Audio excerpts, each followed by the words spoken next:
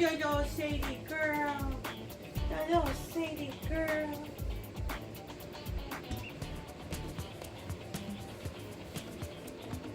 Oh, yeah.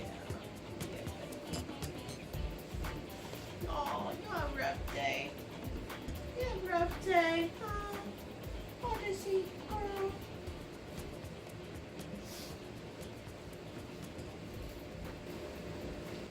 So today is a really exciting day. Actually, by the time you see this, it'll probably be yesterday.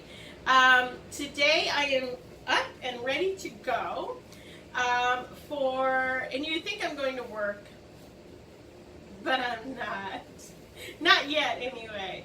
I'm actually going to go and have lunch with my granddaughter because it's Grandparents' Day at her preschool. So I'm very excited. She already called me this morning, just a few minutes ago.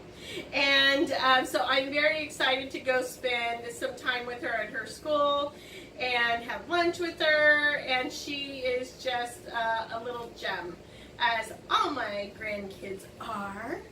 And so I'm very excited to be able to go to that with her today. But I wanted to I have time, so I figured I would do a quick video for a question that I get asked all the time. How can you go on a cruise without your husband? Well, let me tell you, it's easy. No, I'm kidding.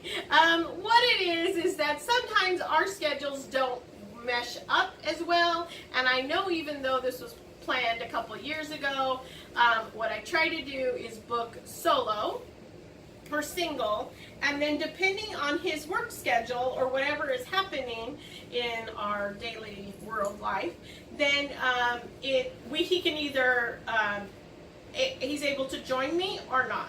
So he can't go on vacation as often as I can with my work schedule, and I plan it around a lot of various responsibilities that I have. And so unfortunately he started a new job, and so we realized a few months ago that he definitely would not be able to go. And so I knew that I would be going solo for a few months now. Alright, but the biggest thing that is, so one of the questions I get once they find out I'm not going with my husband is solo cabins. He said, how do you get a good deal on a solo cabin? Well, in reality, they vary so much across different cruise lines that I could pick maybe a Carnival or even a Royal Caribbean or an NCL and sometimes get a double occupancy rate for a single person that could be just as much as a solo cabin.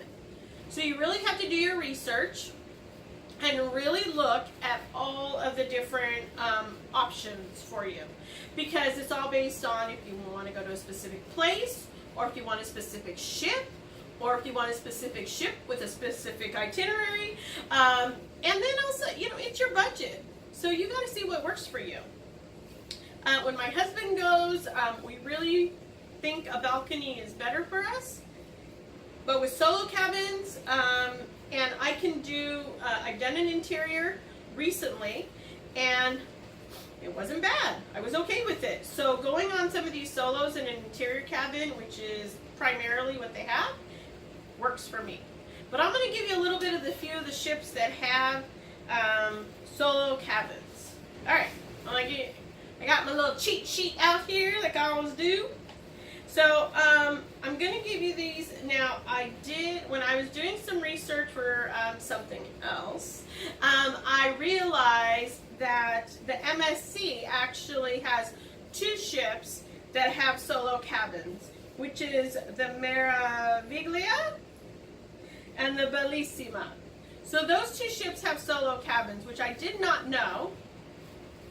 And I don't know how many or anything. I did better research on the other ones that I actually knew, because those are the ones that I usually check when if I'm thinking of going on a cruise. And so I did not know that MSC had this. And I think the reason I did not know was because I haven't really thought of MSC as an option for me. Just because it seems like it's very, it seems like there's so many different ways. Like even when you book, like all the different, like the basic and the Fantasia or something like that, Fantasia or whatever it is. Anyway, all the different types and the levels and the this and the that. It seemed very hard. So I think I may want to try it if it's a solo, because I don't think my husband would want to deal with any of that. And also I heard that there's a lot of upcharges, and he really likes his free 24-hour ice cream. And so I would want to go on there just to make sure that this is actually a cruise line that he would appreciate. So that would be the reason that I would go on alone first to check it out. I'm doing it all for you, babe. All for you. Taking the plunge. All right, Cunard. Now, Cunard is a little upper scale in my opinion, but I have looked at them just because some of their itineraries are kind of cool. So the Queen Victoria and the Queen Elizabeth each have 8 ocean view solo cabins and an interior cabin. Now, I don't know how many interiors. They said 1 interior, but I thought that was kind of weird. But so those, and then the Queen Mary 2 has 15 ocean view cabins. So a few more, not a lot. I was thinking they would have a little more just because they go towards an older clientele. And I shouldn't even really say that because I kind of fall in that older clientele range now. And I'm like thinking still that maybe, you know, because I'm thinking like divorced, widowed, that type of thing, that there would be more solo cabins. But I guess if you can get on this ship, you could probably afford to pay the double occupancy for like a balcony and things like that. But it'd be really cool if some of these cruise lines would come up with more that have solo balcony options. I know that wouldn't be the wonderful thing that some people are, cruise lines are thinking they're going to get their money's worth, but it'd be really nice. The Costa Diadema, which is a cruise ship that I'd love to try, has 17 solo cabins. So, not bad. Pretty same to Cunard. Okay, so next is Holland America, and they have 2. So they have the Koningsdam and the new Statendam, which is launching this December 2018, and they each have 12 ocean view solo cabins. So still, again, staying in that below 20 solo cabins, but when I think about it, it's like, these may be kind of good for families who want to bring their, like a mother or father or someone that helps with the children or whatever. So maybe the parents can go have a nice dinner or go out dancing, and then they can go back to their own private area. So that's always an option too, now that I think about it. Then there's Royal Caribbean. So as most people know, Royal Caribbean and NCL are some of the ones that are well known for having solo cabins because they have them on some of their larger ships. So Harmony of the Seas has 15 solo cabins, and Quantum, Ovation, and Anthem. So they each have 28 studio or solo cabins, but they have combinations of interior with the virtual wall that looks like you're outside, and they actually have some balcony cabins. So I will be on the Ovation of the Seas, May 2019, going to Alaska, and I have a studio balcony. So I will be able to share that with you when that comes up. So that's for Royal Caribbean. Now NCL does an amazing job with studios. So the Bliss and the Escape each have 82 studio cabins.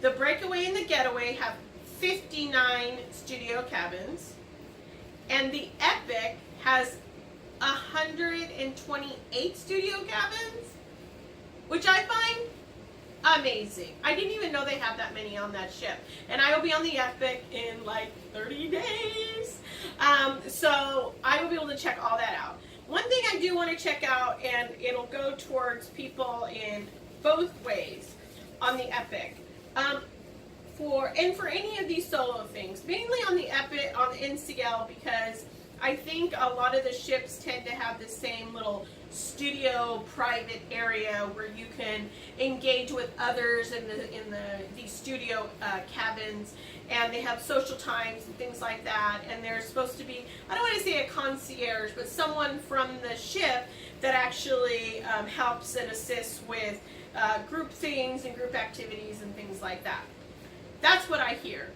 So, well, I hope this helps, and I will share this with people who always ask me if you really want to know about solo cabins.